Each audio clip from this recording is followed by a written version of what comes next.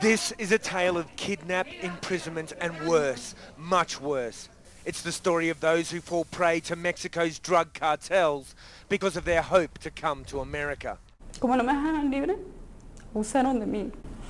I cannot tell you her name nor anyone else's in this story, nor can I show you their faces or tell you where I met them, because if I did, they say, they would almost certainly be killed. That's because the violent drug cartels have a new and lucrative business. Think of it as a hostile takeover.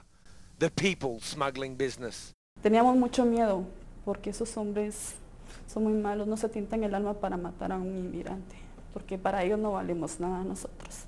This woman fled the poverty of her hometown, the 7th of 12 children. As hundreds do every week in Central America, she headed north to Mexico, bound for the US. Only to be seized by one of the most brutal cartels in the business, Los Zetas. Llegando a Tecnosique, pues agarramos el tren.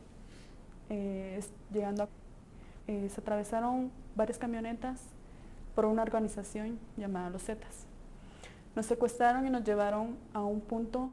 The cartel ransomed them off for whatever they could get, selling them back to families who barely could pay. They control all the route. They have the infrastructure. They have the money. They have the people. They have the guns.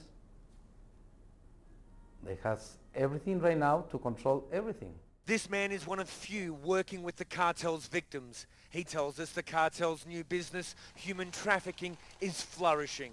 Yes, this is not only a drugs issue. It's getting money. Where come from the money? They don't care. And some of the money is used for bribery. When the car carrying the young woman in our story arrived at an immigration police checkpoint, she hoped her ordeal with the cartel was over. But she says the immigration officials were in on it. Yo dije, pues gracias a Dios algo va a pasar. Y se le acercó una de migración y le dijo él, soy de la organización no sé qué. Y le hizo unas muecas y le dijo, pasa. This is another woman who was held by a cartel. Her family was unable to pay a ransom. So for 4 months, she was forced to work, cooking for the other hostages and the cartel kidnappers themselves. En lo que estoy en la misma casa de seguridad, me doy cuenta de muchas cosas de ellos. Porque como siendo la cocinera, ellos me dicen de que les tengo que servir cuando ellos llegan. Entonces tengo que atenderles, llevarles sus cervezas, llevarles sus comidas cuando ellos están en las reuniones. Porque yo les lavo la ropa a ellos y siempre está ensangrentada, pero no me daba cuenta por qué. Hasta una vez que sí me entero que ellos, a los que tienen esposados y amarrados, los hacen pedacitos, los queman para que no haya ni una sola evidencia de eso. The men chopped into pieces, she says, were hostages who could not pay. Or more often, they were the men they called coyotes, the Mexicans who specialize in smuggling people across the US border. The cartels literally butchering their competition. And anything that makes cartels like Los Zetas stronger is a threat to America, particularly when it offers a new means of importing more drugs.